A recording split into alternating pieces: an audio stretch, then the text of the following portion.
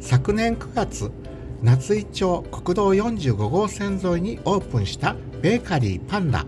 元駐在所の建物を活用してシンプルで可愛いお店になっています。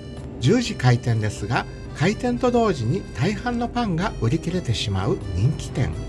閉店時間は売り切れた時点。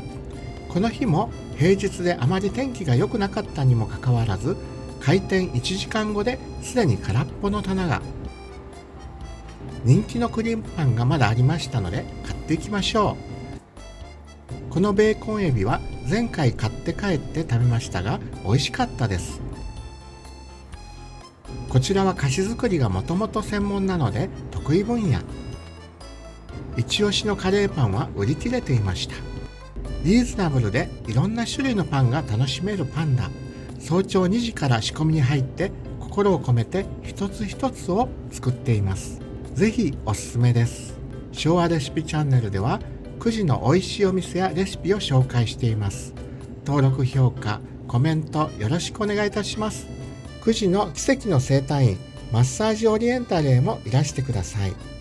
では、まだナス、ノス、ベモス、チャウチャウ。